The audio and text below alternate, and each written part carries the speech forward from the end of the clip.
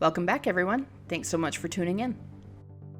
This week's project is a lidded container made with maple burl. In this scene, I'm just using my Thompson 3/8 inch bowl gouge to kind of round out the corners. And in this scene, I'm using a parting tool to mark out where the mortise is going to go.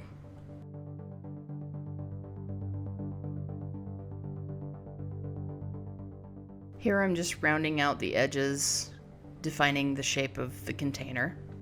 And I check it every now and then just to make sure that I'm not taking off any more wood than I need to, because this is a fairly small piece to begin with. I just didn't want to take any more of this beautiful wood off than was absolutely necessary. For this container, I went with a slightly different shape than I normally do on the bottom. Normally I have a more defined foot, but I decided that this might look kind of cool with still having a foot on it, but just keeping it more of a uniform shape all around.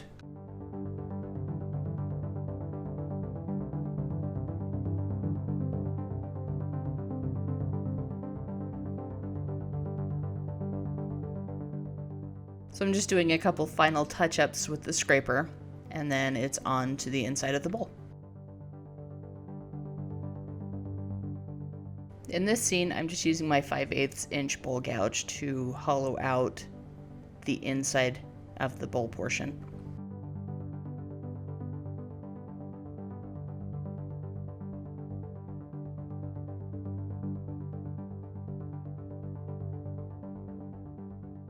As I mentioned previously, this isn't a very big piece of wood, so I was able to just use my bowl gouge along with the Easy Wood Tools #1 hollower to hollow this out. And it was a pretty straightforward process.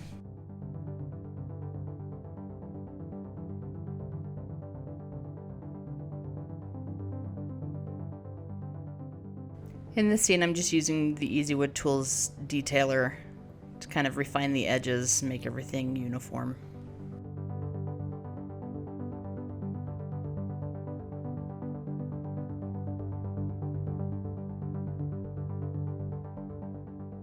And then it's on to sanding.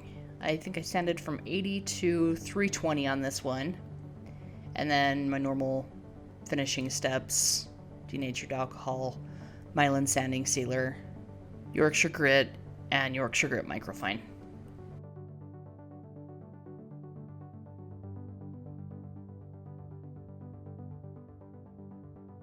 And then for this one, I decided to try a new product, to me at least, the Howard Feed and Wax, and I was pretty happy with this. It gave it a really good shine, so I highly recommend this stuff if you haven't tried it.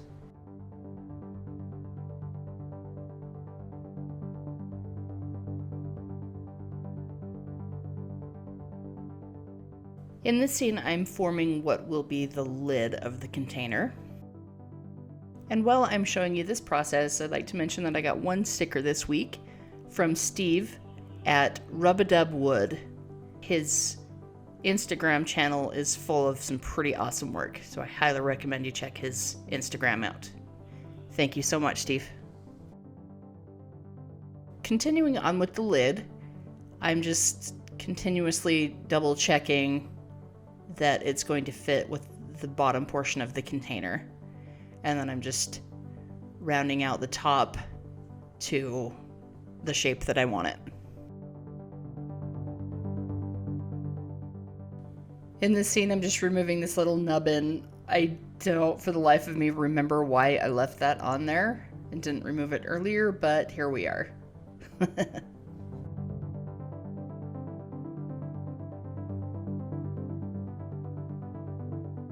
And then just a little bit more sanding and more finishing process to what will be the inside part of the lid.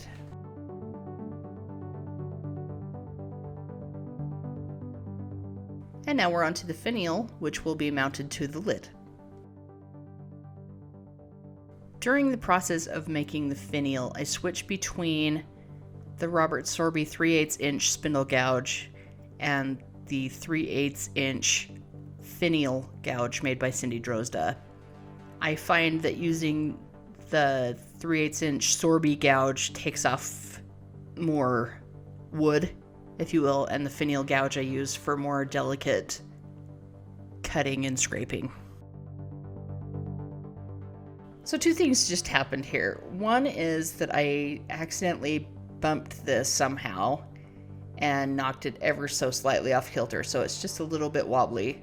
And two, a large portion of the finial making process somehow just disappeared magically. So there you go.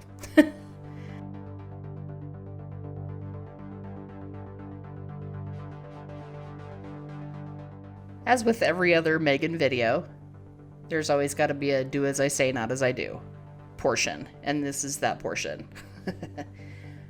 Once you've finished with the end of the finial, you never go back and touch it ever again. But here I am trying my darndest to get this thing straightened back out, but it just was not going to happen. So onward with sanding.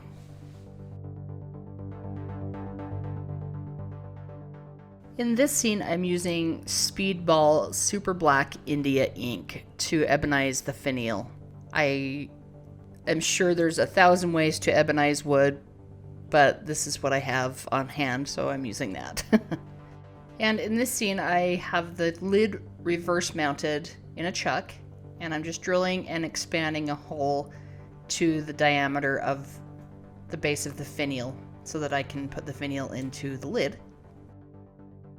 And then just one final bit of sanding, and then I've mixed up some epoxy to put on to the base of the finial and the top of the lid so that I can insert the finial into it.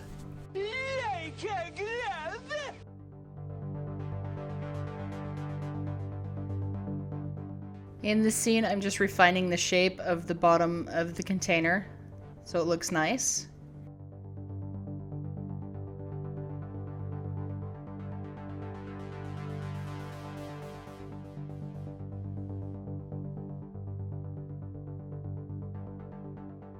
And then a couple last finishing steps, and there you have it.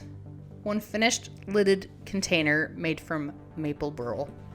Guys, I had a blast making this container, and I sure hope you enjoyed watching this video. To all my subscribers, thank you very much. If you haven't already, please do consider subscribing. Keep the stickers coming. Be sure and like and comment below. Stay awesome, everyone. Love to all.